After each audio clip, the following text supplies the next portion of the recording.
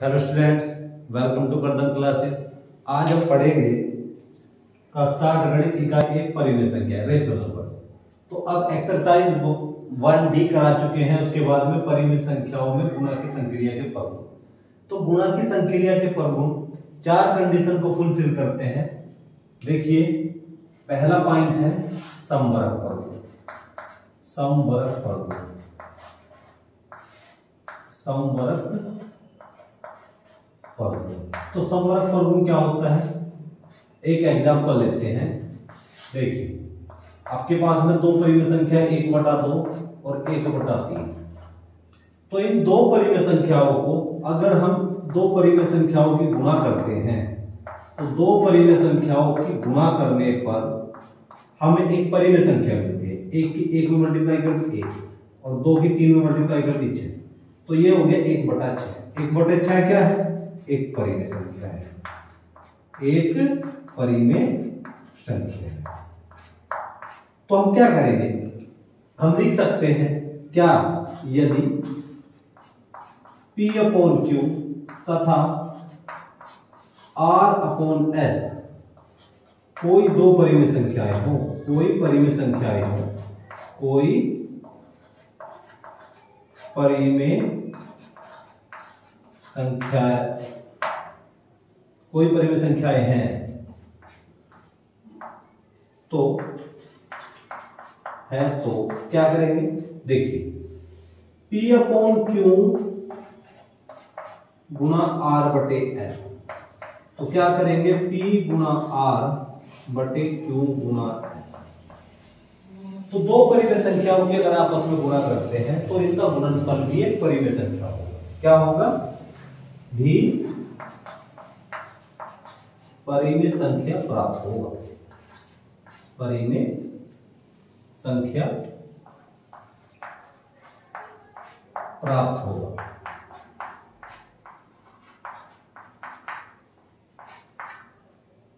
अब क्या करेंगे? अतः परिमेय संख्याओं में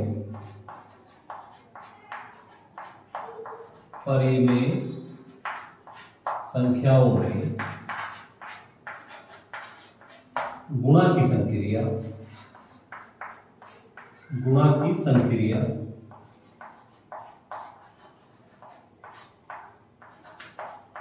समवर्ग प्रगुण का पालन करती है। समवर्ग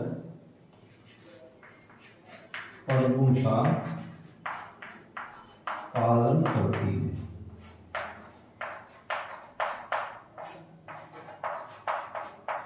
देखिए, इसमें क्या है? समवर्ग प्रगुण क्या है? गुणा का समवर्ग प्रगुण।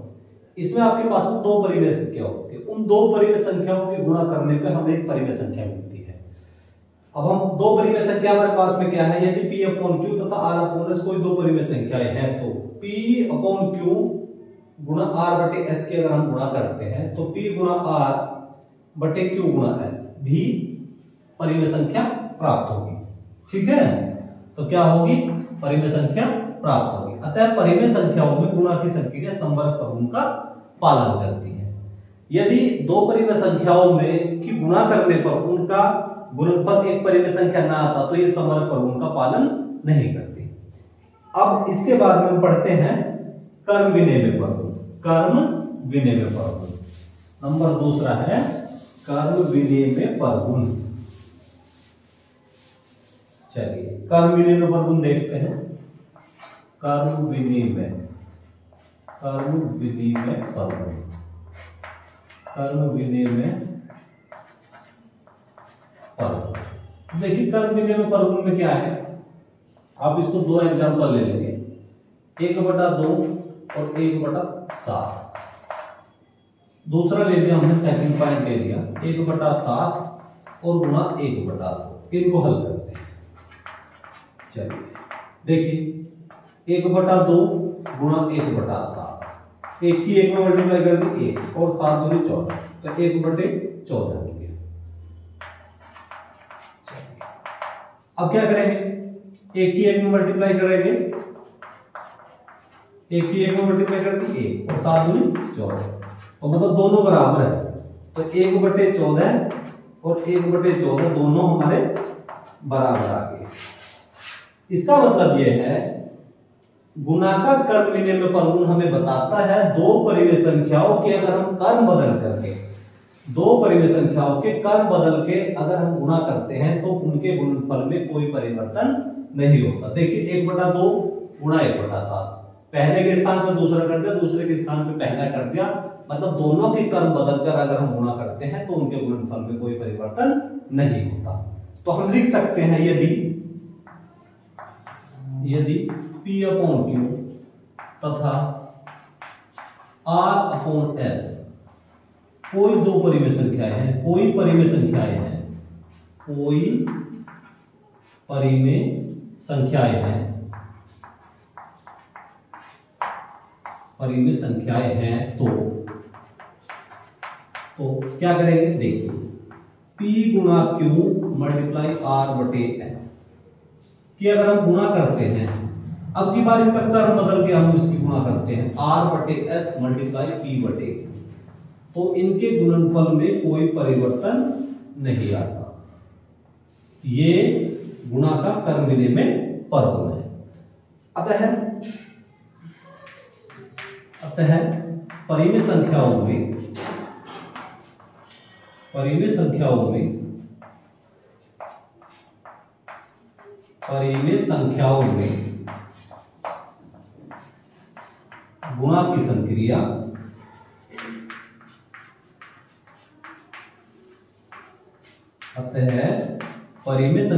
गुणा की संक्रिया कर्म विधि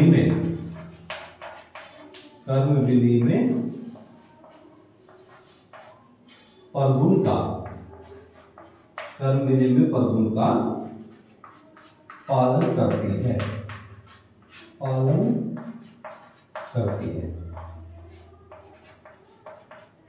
तो गुणा का कर्म विधि में प्रगुण क्या है, दो परिमेय संख्याओं की अगर हम आपस में गुणा करते हैं तो उनके गुणनफल में कोई परिवर्तन नहीं होता। अब हम इसके बाद में पढ़ते हैं सहचर्य प्रगुण। नंबर 3 सहचर्य प्रगुण।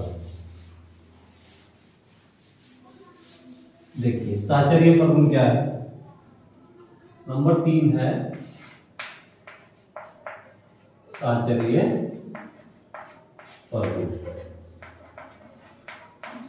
प्रगुण। देखिए तो इसको आप दो एग्जांपल ले लेंगे फर्स्ट सेकंड। देखिए 1/2 गुणा 1/4 और गुणा 1/3। सेकंड में हमने क्या किया, सेकंड में हमने लिखा 1/2 गुणा 1/4 गुणा 1/3।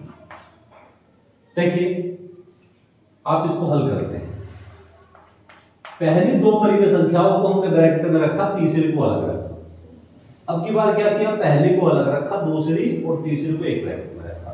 चलिए इनको सोल्व करते हैं, इनको ब्रैकेट से अलग निकाल लीजिए। 1/2 गुणा 1/4 और गुणा 1/3 करिए मल्टीप्लाई। एक की गुणा कर देंगे, 1 हो जाएगा, 2 चौक 8 हो जाएगा, 8 तिया 24, तो 1/24। अब इसको हल करते हैं,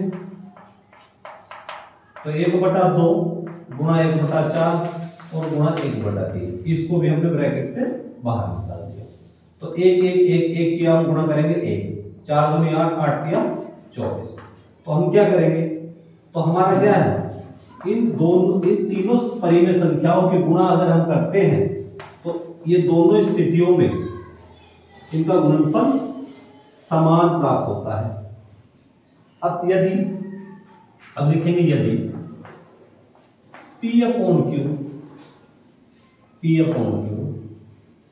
R/S तथा T/U कोई परिमेय संख्याएं हैं,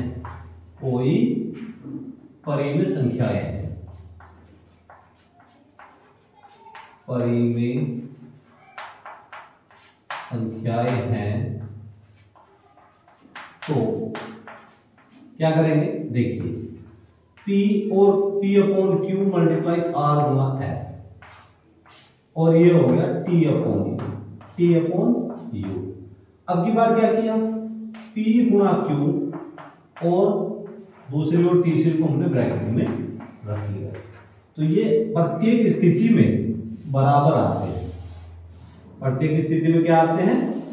बराबर आते हैं। तो क्या है इसका मतलब? यह है तीन परिमेय संख्याओं को अगर हम पहली दो संख्याओं को ब्रैकेट में रखते हैं, तीसरी को अलग रखते हैं। अब की बार क्या किया, पहली को अलग रखते हैं, दूसरी और तीसरी को एक ब्रैकेट में रखते हैं। अगर इनका गुणनफल करते हैं तो दोनों स्थितियों में इनका गुणनफल बराबर आता है। तो इसको आप बोलते हैं साहचर्य फलन। क्या बोलते हैं? साहचर्य फलन। इसी प्रकार यदि P/Q तथा R/S तथा T/Q कोई परिमेय संख्याएं हैं तो पहली और तीसरी को ब्रैकेट में रखा, तीसरी को अलग रखा। अब की बार पहली को अलग रखा, दूसरी और तीसरी को एक ब्रैकेट में रख करके गुणा किया। तो क्या है? तो प्रत्येक स्थिति में इनका गुणनफल बराबर आएगा। तो हम लिख सकते हैं अतः परिमेय संख्याओं में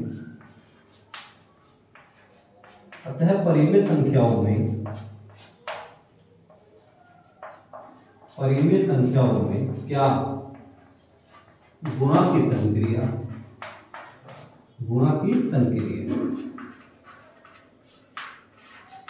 साहचर्य फलन का पालन करती है। अतः परिमेय संख्याओं में गुणा की संक्रिया साहचर्य फलन का पालन करती है।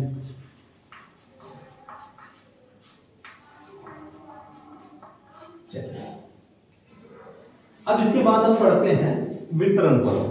नंबर 4 है वितरण फलन। ये वितरण फलन घटाने की संक्रिया में और योग की संक्रिया में लागू नहीं होता, और यह वितरण फलन गुणन की संक्रिया में लागू होता है। देखेंगे नंबर 4 है वितरण फलन। वितरण का मतलब होता है बांटना। वितरण फलन देखेंगे, एग्जांपल ले लेंगे। देखिए आपके पास में 1/2 गुना, आप इसको इस तरह से लिखेंगे 1/3 और 1/4 इस तरह से लिखना। फर्स्ट पॉइंट, सेकंड पॉइंट को आप इस तरह से रखेंगे।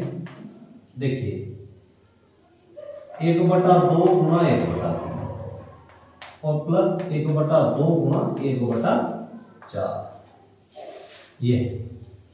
चलिए हल करिए इसको। देखिए हमने क्या किया, ये हो गया 1/2 गुणा 4 और 3 का एलसीएम हो जाएगा 12। कितना हो जाएगा? 12। तो इस 3 को 12 बनाने के लिए आप ऊपर नीचे 4 से गुणा करते हैं।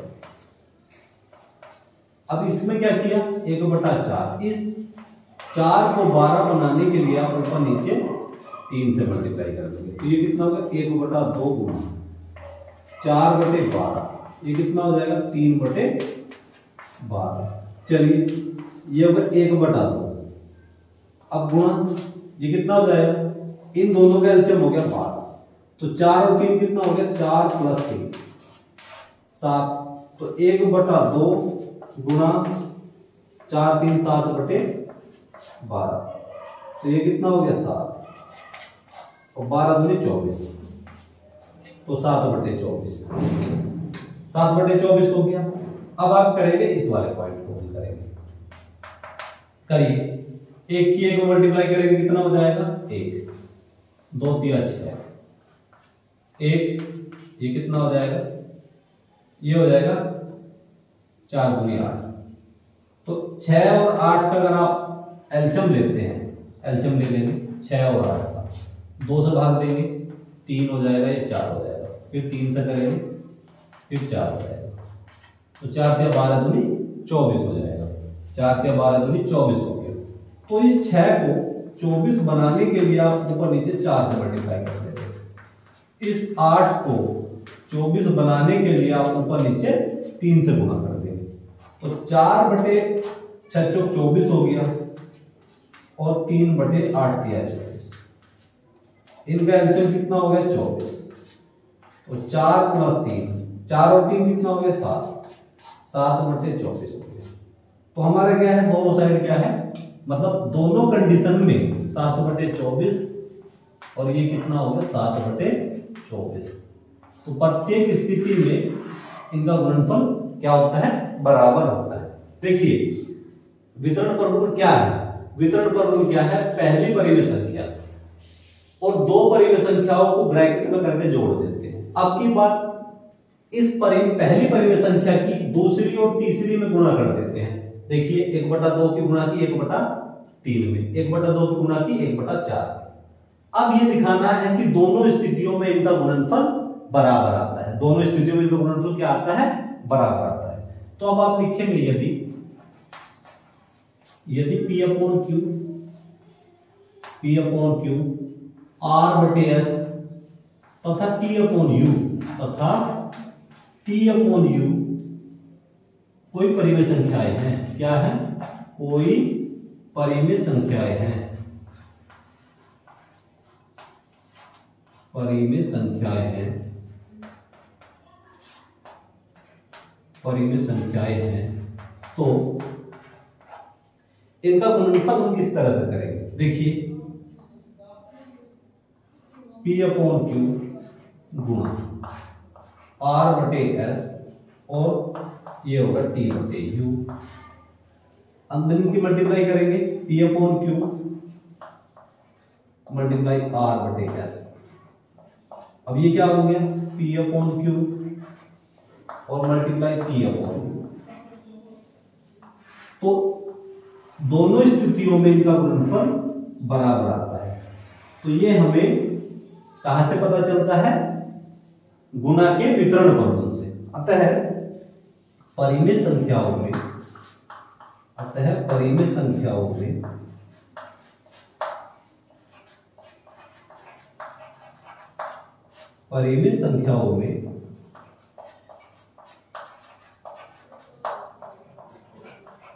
गुणा की संक्रिया, परिमेय संख्याओं में गुणा की संक्रिया तथा परिमेय संख्याओं में गुणा की संक्रिया इसका वितरण प्रगुण का पालन करती है, वितरण प्रगुण का पालन करती है, पालन करती है। अतः परिमेय संख्याओं में गुणा की संक्रिया वितरण प्रगुण का पालन करती है। तो गुणा की जो प्रक्रिया में, गुणा की प्रक्रिया में संवरक क्रम विनिमय, साहचर्य और वितरण तीनों कंडीशन क्या करती है, अतः परिमेय संख्याओं में गुणा की संक्रिया वितरण, क्रम विनिमय और साहचर्य प्रगुण का पालन करती है। मतलब चारों कंडीशन में इसका पालन करती है। इसी के साथ में हमारे जो पॉइंट थे वो क्लियर हो गए। अब हम क्या करेंगे, हम मिलते हैं नेक्स्ट एक्सरसाइज में।